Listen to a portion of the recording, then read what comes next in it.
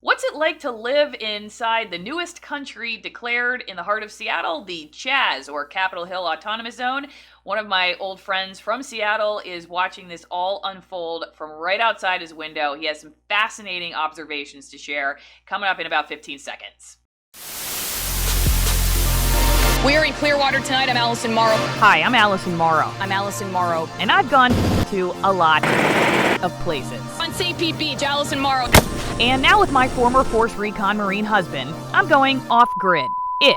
All right, I'm Allison Morrow. Don't forget to subscribe to the channel and hit that bell icon for notifications when I upload new videos, especially new CHAZ videos you can watch to your heart's content. Joseph, you live in what is now the Capitol Hill Autonomous Zone. When did you realize that you no longer lived in Capitol Hill, but you now live in the CHAZ? Like, when did life change for you? Well, honestly, it was a week before the CHAZ formed. So I live on 12th, the southern part of the CHAZ, and the week before the CHAZ formed, the police put up the barricades. So before that, it was already different. It was like living in a militarized zone. There, right out my window was the staging area of all the buses and all the National Guard, all these people in camo and all that stuff, which I didn't feel safe then either. I mean, and then, we were getting tear gassed in our own apartments. I mean, that is just crazy. And then when police left finally, they left all the barricades. So I don't know what they were thinking, but obviously all the people that came in took those barricades and just left them there. And then it became the CHAZ on probably Monday night. I remember, I think I woke up on that Tuesday or Wednesday and I tweeted I'm now living in free Capitol Hill. So yeah. So just roll with it. So those barricades that we see in the videos, I drove by and took some video of it too. Those are actually police barricades that they repurposed. Yeah. Okay. So your life really has not been the same for now a couple of weeks. How has it affected your life? I mean, is it just, it looks like you can't even get a car out, but a lot of people in that neighborhood don't drive anyway. They take public transportation. So what has been the biggest change? Right. Well, what's interesting is because of COVID-19, I've been working from home. So I'm still working from home and I'm not afraid to go outside, but I'm not going outside very much just because I don't want to get sick. And now because of all this, it's not only kind of unruly because there's no rules in the CHAZ, but there's also still COVID-19 and a ton of people are out here. So I'm really, kind of just leaving my apartment only when I have to. And, it is a little scary for me because I live by the South Barricade and there's people with guns out there. And, I understand that you can have guns and it's legal, but I don't know who these people are. I don't know if they've been trained to use guns. If some sort of firefight breaks out, I don't want to get shot in my apartment. And I tweeted about that this morning. People were getting mad at me saying, well, police were there with guns and stuff too. And I'm like, well, I didn't feel safe then either. But now I feel extra unsafe because at least police, I know they have the physical training to use, lethal force. Their ethics, I don't necessarily agree with when they choose to use that, obviously. But these people, I don't know anything about them. I have no way to, if I see some police person doing something wrong, there are several mechanisms in place for me to hold them accountable. Whereas these people, it's I don't know. No one knows who they are, really. And yes, it has been peaceful here. But the instant police come into the CHAZ, the crowd erupts. And if some sort of gunfire were to break out, who knows where that's going? That's what makes me nervous. And people don't really seem to understand that. Even people who live in Seattle think that, oh, the CHAZ is just this happy wonderland. And much of it is like that. It's very beautiful to see what's going on in here. But at the same time, there are ugly parts to it too that can be really, stressful to be around. I have so many questions. I don't even know where to begin. I guess the first thing I wanted to ask that your description just now brought up for me is when these people took over these blocks, did that happen immediately? And were they we're here to occupy your neighborhood, you now live in the CHAZ? I mean, it does feel like regardless of whether businesses or residents like yourself want this there, they came. And I'm just curious, how? I mean, I guess you were saying it's it was a long-going battle with the police. The police leave, they come. But, I mean, did anyone, in the actual neighborhood say, wait a second, guys, like, can we vote on this? Like, do we have an opportunity at democracy here to decide whether we want to be part of this new country? No. I mean, there's no leader of this group as far as I can tell. And the day that the police left, that night, tons of people came in and there was cheering and like it was a very festive atmosphere. That was like actually the first time I had felt safe in like a week, because all the police were gone. And then it was like that night and that morning that the hashtag started to, pop up. And then, I think once the CHAZ thing kind of caught on, that's like when it really started to solidify that, this is like its own thing. The barricade is getting bigger and bigger every day. And like to leave my apartment is partially out of the CHAZ and partially in it. I live in the part that's in it, but the garage door is in the CHAZ. So I don't have a car, but if you did have a car and parked here, to get out, you have to, talk to these people and have them let you out because it's blocked. You can't get out. And our apartment landlord said, come down to the office and get this piece of paper to put in your windshield so people know that you live here. So the landlords are already,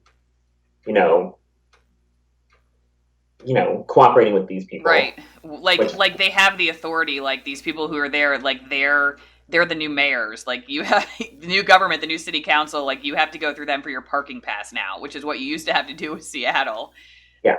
And I actually did another video about the CHAZ discussing why, as bewildering as this may be for the outside world, that actually this kind of action is not totally unprecedented for the city of Seattle. So if people are interested in watching that, you can click the link in the description of this video, or there will also be a link you can click on at the end of this video. So when you were talking about the folks who are armed there, because that's been something that, like, you go back and forth. I mean, like you said, there's people who say, no, it's really peaceful. And there are other people who maybe try to make it sound more dangerous than it is.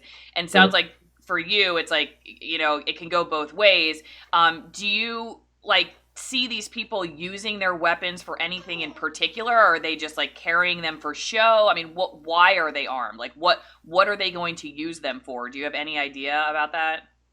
I don't, but I understand that they want to keep this area safe from other people who might want to come in and do bad things, but it's just hard to know how that will play out because this area is so tense already that people kind of down there have short fuses, I think. And if something were to get, a little riled up, like the police, who knows what will happen in that moment. And that is what worries me. I don't have a problem if they're going to be down there and just keep it safe the whole time. But since I don't really know what's going to happen, that is what stresses me out. And, the Pine Street, that is like where the Black Lives Matter is written on the street. That's where it's like the more street fair, vibe, which is beautiful. That part is beautiful, but this part over here is a little questionable, I think. As it relates to the Black Lives Matter movement, because this is how it started, right? I mean, it started with these protests and then it turned into the CHAZ. What's your sense of how connected, like, the CHAZ is to that movement, or has it taken on a new tone? I mean, you see Mayor Durkin talking about it's not lawless anarchists, and then you see the president saying that it is. And I mean, what's your sense of how connected it is to what the original movement was? That is so hard to say because, I feel like the first couple nights, it would be Black people talking about their lived experiences and sharing that with people. But I feel like it's becoming less of that. There's a lot of tourists that are coming here, just to check out what this is all about. So I feel like, the main reason people are here is to occupy this space around the precinct to get their message across that they either want to defund police or abolish police. I don't know how much they're staying on that message, but I believe that is still the main intent of why people are here. But, if they want to continue that, I would think they would want to go and occupy other precincts around the city. Go occupy the new youth jail that is so controversial. So, I don't know, it's kind of like they have this now and they want to keep it, so I get that.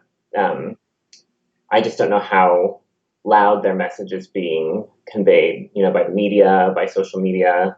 I don't know whether to call you lucky or not, like that you get to witness this history unfolding in front of you. I know it's got to be concerning, mostly because you have no idea how this ends. And that's how a lot of us are kind of wondering. I mean, for me, I live 70 miles away, so I can just watch and wonder, how does this end? But you live right there, so how does this end? We know Seattle. I mean, I used to live there and report there, right? We worked together. There was a guy who sat on the top of a tree for like a week, right? That was Manning Tree. That was one of my stories. How do you think this ends? Because in Seattle, I feel like this could go on forever. That is like really the $1 million question. And I can already get a sense of, the police chief said giving up the station was not her choice. So it already seems like there is some tension in the city. And several days this past week, police have come in to like check on the precinct, and the crowds just go nuts when that happens. It's very clear the police are not welcome here. So I don't know how this would play out, because if the police want to take back their precinct, which is what I fear the most for in terms of violence, I do think violence will erupt if they come back in. But how long will neighbors and businesses in this zone be okay with the disruption to our lives? And like, it's starting to get hotter out. Not everyone has air conditioning, so we're going to have to be opening our windows more. It's super noisy at night. So I don't know how this plays out. If I wish I could know, because if it stays peaceful, then I could live with this for a long time personally. But it's that fear of the unknown of like the police coming back in and the crowd not liking that and violence happening, that is what worries me. And who knows, like, because like you said, with the tension in the city and sort of it becoming obvious on the outside that there's not unilateral agreement on how to handle this, who knows? Like, and I just saw a tweet about Nashville creating its CHAZ now, and like, are there going to be CHAZs around the United States all over the place? Like, is this the first of many? Who knows? Why do you think they chose Capitol Hill, though? I mean, and maybe you can tell people who aren't from Seattle watching this, what is Capitol Hill? Like, describe the neighborhood and maybe tell us why you think it happened in this neighborhood. Well, Capitol Hill is just north of downtown Seattle, but it's a neighborhood. It's not downtown. But I would say it's like the cultural heartbeat, the cultural center of Seattle. There's lots of nightlife, lots of restaurants. It's the historically gay neighborhood. There's the light rail station here, so it's very well connected to everything. And the East Precinct is, I'm not positive, but it's probably one of the closest ones to downtown Seattle. So it's easy if you want to march from like, downtown to up here. It's kind of a straight shot. So I think, people know that people pay attention to this neighborhood a lot. And so I think if, you want to get your voice heard, and also like feel in a safe space, that this is a good neighborhood to do that in. Do they check IDs like I've heard when you're coming in and out? Are they checking people who come in and out for their weapons? Like, who's in charge as you're trying to migrate in and out? Can you just go through if you want to? I mean, it is a public sidewalk. Like, if you're a taxpayer, you should be able to walk through. But I did see people at all of these entrances, and they did look at people and stop and talk to them.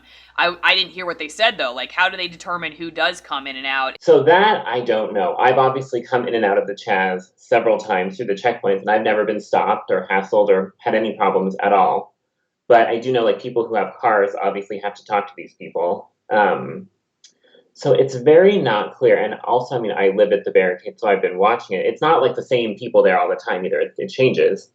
So I don't know. It's not very clear. I guess I just wish this CHAZ had a little bit more like structure, like, if they want to elect a leader or something. But I think that's kind of the point of the CHAZ. Like, the people here don't want to be so structural like society is. They want it to be a little more free, think of embracing different ideas.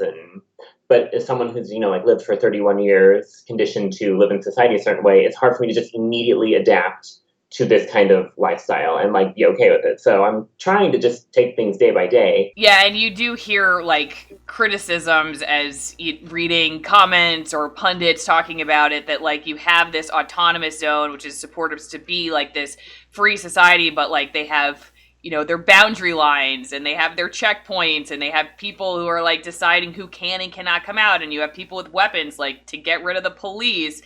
I can see how people are confused by that. I mean, it is kind of confusing, and it sounds like even living there, like you don't even totally know, and you've got the front row seat. So how are the rest of us supposed to know what's going on? I'm just curious too. Okay, so you're going in and out. Like, say you want to go get some takeout or something. I'm assuming, are the restaurants open there right now? And that actually brings me to another point too, as it relates to your life. Because as I was driving through, I mean, it was kind of a dead zone. And granted, it was 7 a.m. in Capitol Hill, so I don't know who was roused up on Friday at 7 a.m. But still, it seems like, could this have happened if COVID hadn't been around first? Because would this have been able to occur in such a busy part of Seattle? I mean, it seemed like the conditions were kind of set up for, and this to all happen, for people to be in the streets and stuff, because it's just so dead there right now because the businesses are closed down because of COVID. Mm-hmm. Well, I think it is a perfect storm of things happening. I think a lot of people are either working from home or not working. We have more time on our hands to think about things. And I think, if we're wanting to critically think about structural racism, we have more time to actually do that. And, if people feel compelled to protest that, they have more time to do that. And I think that is what has happened here. People have the time to do this, and they have the will to do it because we've had time to think about it, kind of just sitting in our apartments and houses. But the businesses, like I live across from the Northwest Film Forum. Obviously, that is still closed because it's a theater. Those aren't open yet. But the bagel place, the sushi place down the street, they're open, I think, for takeout. But like the cafe across the street from me is completely boarded up. So it's kind of a mix. But, there aren't really a ton of businesses in this zone. If you think about it, it's really just Pine, which there are a couple, but it's mostly the park. So, no businesses there. And then it's apartments. The biggest change is just the noise at night. And then the constant, I wouldn't say I'm worried for my safety right now, but the thought is there that something could happen that could impact my safety, and potentially. The noise, is that just talking or music? What's mostly loud? It's music sometimes. Other times they'll put up, I love that they, the other night, put up a big screen and played the movie 13th, which is a great thing, that people should watch. It was just super loud late at night, But I will also say, if you're going to choose to live between Pike and Pine in Seattle, you need to be able to handle some noise. I mean, you're crazy to think it's going to be quiet here all the time. Right. I kind of, I think of it kind of like the New York City or the Manhattan of Seattle. It's, because Seattle's for a big city, it has all these little neighborhoods, and it's pretty sparse. Like, you have trees and grass and space between houses, and you don't have a ton of sky rises except for like in the immediate downtown area. But I would say Capitol Hill to me reminds me like of, the Lower East Side or something like that in Manhattan. I just hope people remember what the point of CHAZ is, to, protest police brutality and, remember that Black Lives Matter. That is the point of the CHAZ, and I just hope that message doesn't get lost. When you hear, like, President Trump and Mayor Durkan going back and forth, and the potential that, like, maybe the National Guard does move in, does that also weigh on you? I'm guessing there's probably a little bit of wonder there. Just curious, like, how do you feel about that? Yeah, well, the National Guard was already here during the protests. They were outside my apartment all the time. I have lots of pictures of that, which I can send you. So, yeah, it does make me nervous. But you know what? The National Guard wasn't armed. They were just here to help. So, it's a mix. I would be shocked if the military was actually sent in here. I don't think it will come to that. But if it did, that would concern me. And I think it should concern everyone that lives in this city as well. So, what would you like to happen to the CHAZ? If you could be the new mayor of Seattle, which I don't wish upon anybody. It seems like it would be a terrible job to have right now, like at least very stressful. What would you do? Like, what would you like to see happen?